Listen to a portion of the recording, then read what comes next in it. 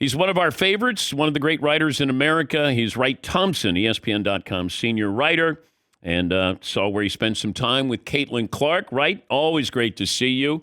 Give me the game plan when you go in. I have a game plan when I do an interview. You're going to do an article on Caitlin Clark. What was your game plan when you went there? I mean, it's almost sort of the opposite of doing an interview, I think, probably. Like, I didn't want a game plan because I didn't want to bring any of my own stuff. I just, I wanted to go and have it be a letter from a time and a place. It seemed like it was going to be a mania. And so I just sort of thought, I just need to be in Iowa City as much as I can, talk to as many people in Iowa City and be, everybody I can find that's ever known her, and just sort of let the story come to you. I mean, I don't know. You hear coaches talk about that, but, I didn't know what I was going to find, and I certainly didn't want to project anything onto her. What's it like to be a fly on the wall and just observe and just listen? Well, I mean, one, it's just inherently weird. Do you know what I mean? It's just like like they tell you to be a fly on the wall, but like if you're just sitting in the corner writing down, I mean, that's a super creeper vibe, so it's much more like trying to figure out how to match the energy in the room. So like the athletes are different, Michael Jordan likes to give it to you, but he can take it. Jack Nicklaus likes to give it to you, but really can't take it.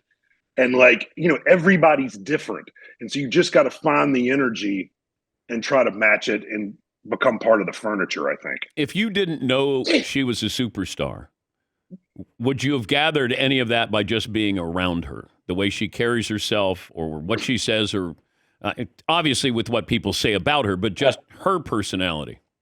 Dan, 100%. I mean, you've talked to way more great athletes than I have, but we've both sort of been around a lot. I don't know if I've seen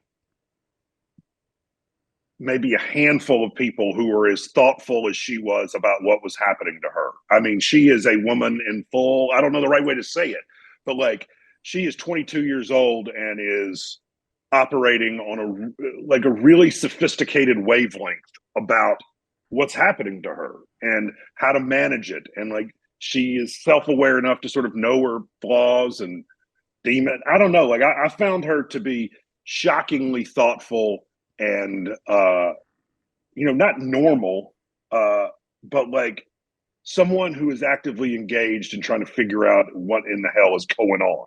Cause it's crazy and it feels crazy in it.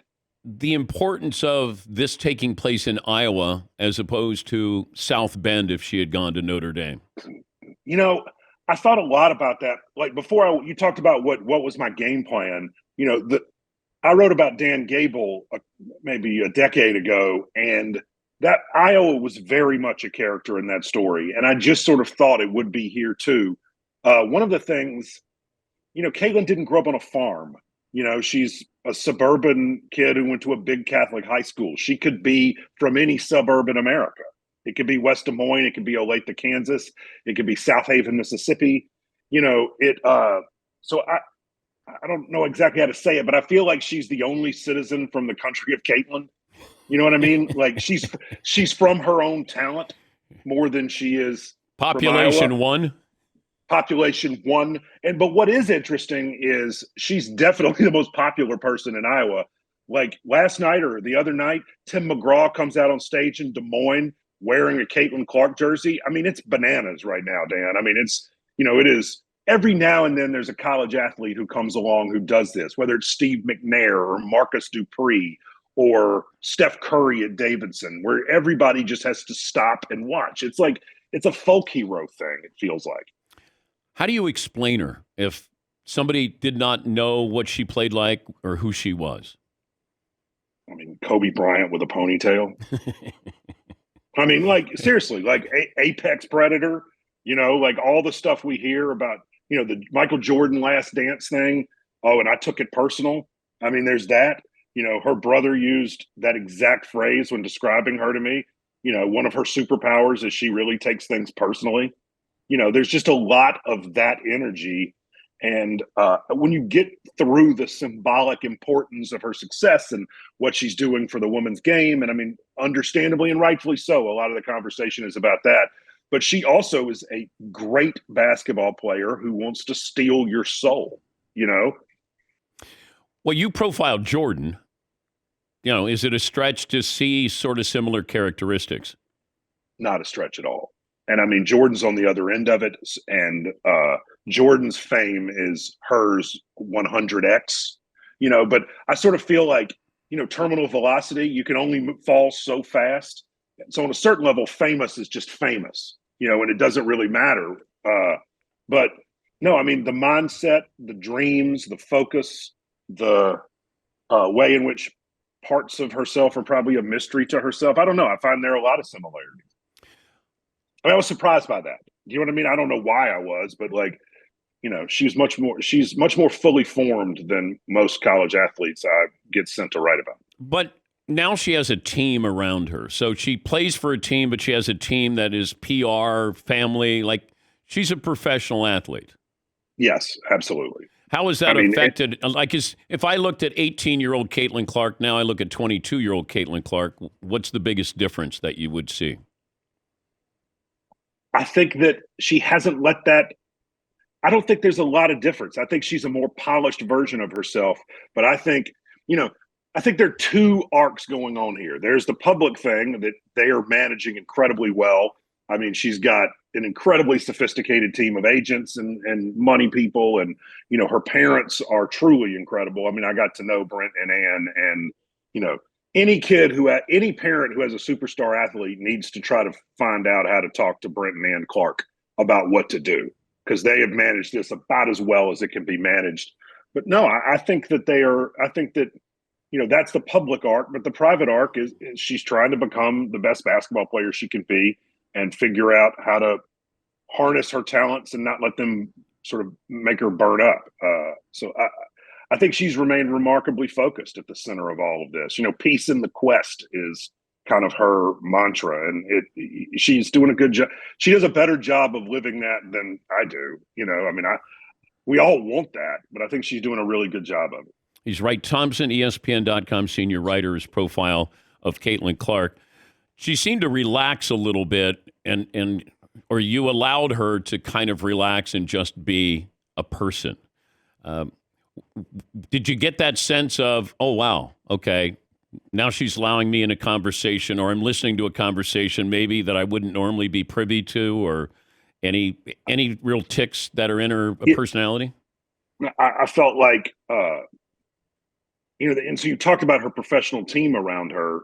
I mean, yes, she has that, but I also felt like, one, she was vulnerable, which requires an incredible amount of confidence, to talk to a stranger about how you're actually feeling. I mean, I walked away from that thinking that is a really confident 21-year-old who is like, knows herself and is like comfortable talking about it and comfortable thinking out loud, wasn't nervous, wasn't scared, wasn't umming and ahhing, was just, I mean, I was a little blown away by it. I mean, I walked out and was sort of like shaking my head. I always call my wife after an interview because she's always, I'm checking in at home, and she's like, how did that go? And I was like, I mean, incredibly well, I think. I just was sort of blown away by how she was handling the mania. Because like I said, it feels like a mania when you're around. Just to, she's carrying this sport. But I'm curious, we learn more about when we lose. When something goes wrong. She lost the national title game, got humbled there. I learn more about an athlete if a quarterback throws a pick six than I do when he throws a touchdown. Like, what do you do next? What did Caitlin, do you think, learn from losing that national title? I think a couple of things. One, that she was so on the game before against South Carolina that I think great athletes find these sort of fugue states and can't move in them where everything, they talk about it slowing down. They talk about being in like rhythmic entrainment or flow state. I think she had been her best self on the biggest of stages, and so wanted that again. It's a drug. Like you feel it once and you want it again. So I think wanted to go back. I think, two, there was a very adult understanding that it didn't end the way they wanted, but the ending, to quote The West Wing, isn't the measure of the experience. That, like, a group of people who loved each other did something very special together that will only mean more to them the older they get. And so I got the sense that even in the middle of the heartbreak, there was an understanding that, like, we did something together that will only mean more to us as we get older and further away from the tears of that locker room.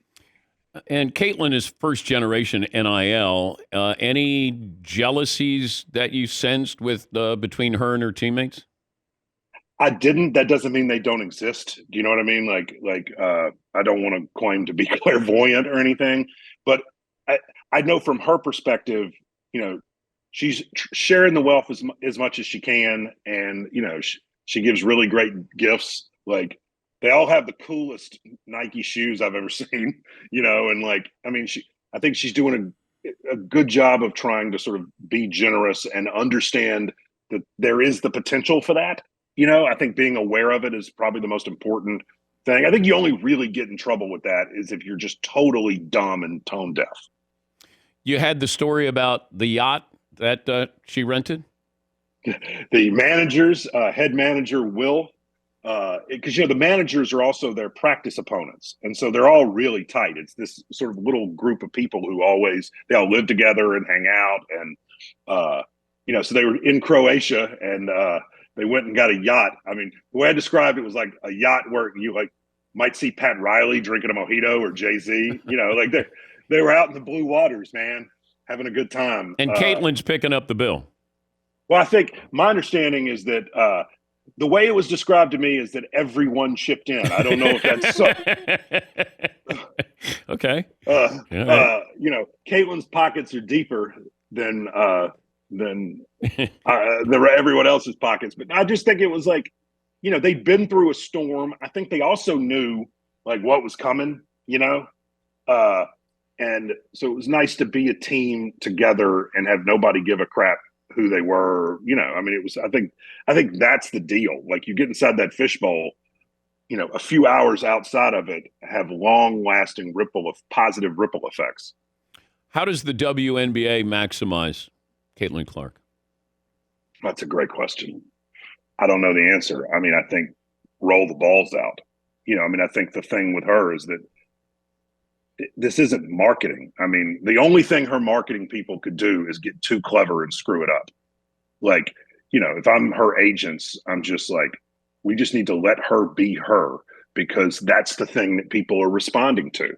And the more you try to spin it or gloss it or do something to it, we see this all the time. Like, really dynamic athletes who are utterly destroyed by their professional help, And I just think you let her be her and let the fans respond to it, because they're responding to athletic greatness. They're responding to the desire to be great. It's clear.